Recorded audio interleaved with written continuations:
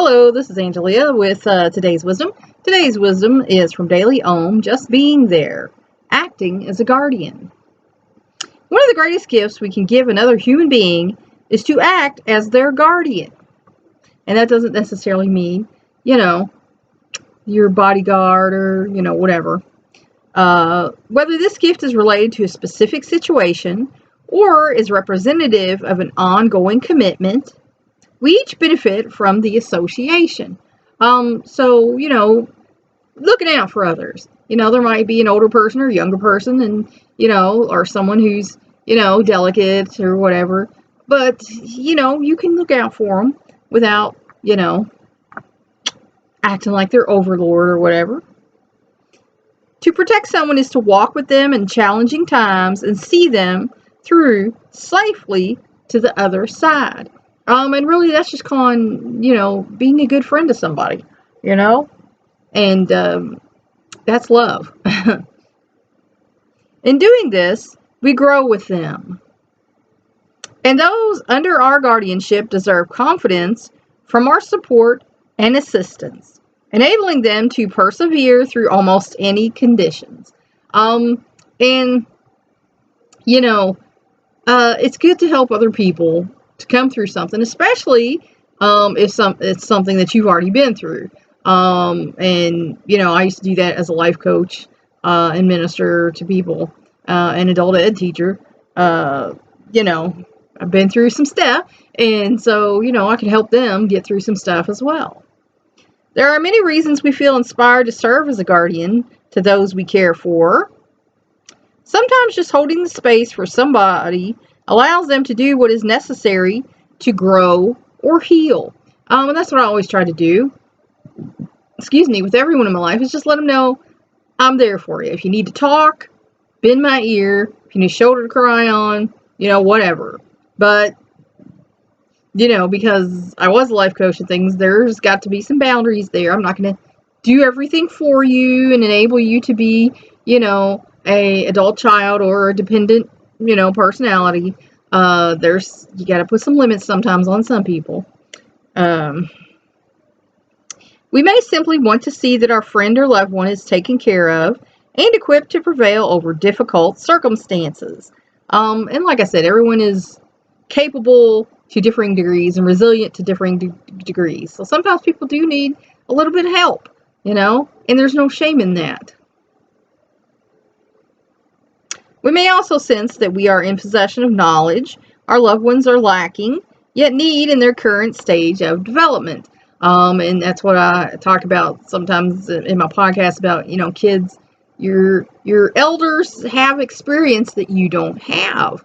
So, you can listen. You don't always have to do everything they say if you don't feel like it's right for you, but at least listen and hear what they have to say, because like I tell my kids, even a broken clock is right twice a day.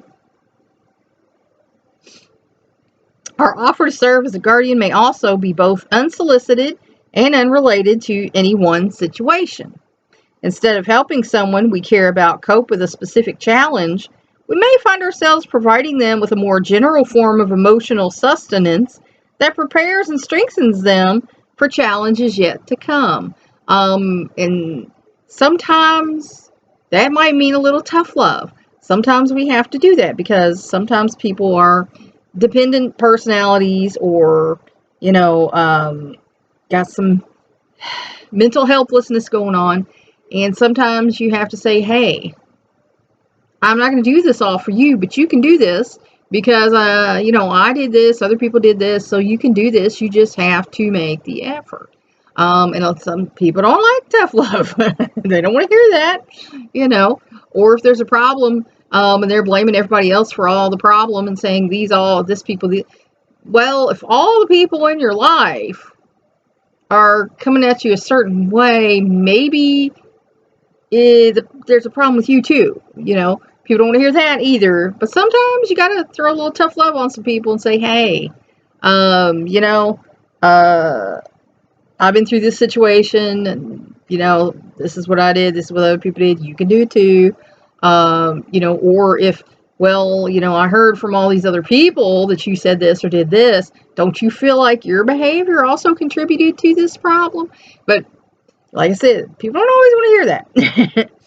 Our ability to empathize with those under our guardianship is our greatest asset because our comprehension of their needs allows us to determine how we can best serve them.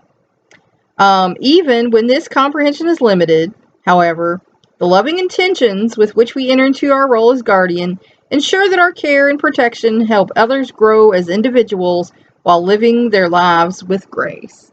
And, really it says, a guardian here, but you can just, you know, watch out for people. Now, there have been people that I kind of felt like I was their guardian. I was looking out for them because they weren't doing it for themselves or they weren't capable at that point in time. They were in a weak spot in their life. Um, you know, but again, you you you can't outrun their life for them. You should not. You should not take over for them because then you're enabling them to be helpless. And that's not good for them because something might happen to you and then what happens to them, right? So you're not serving them well by enabling them to be helpless. You need to help them have the tools and skills to live their own life, you know, and like it says here, the care and protection. And, protection might just be telling someone, hey, don't talk to them like that. That's rude, because we all see that. We all see bullying and things like that going on. We can speak up. But, sometimes we have to step in for people when they're in a down or weak spot in their life. And sometimes just by being there, you can make them feel like, somebody cares. Because a lot of times people have problems just even feeling like somebody cares, So even if you're not specifically acting as a guardian, you can be there for people. Think about it. That's all for now.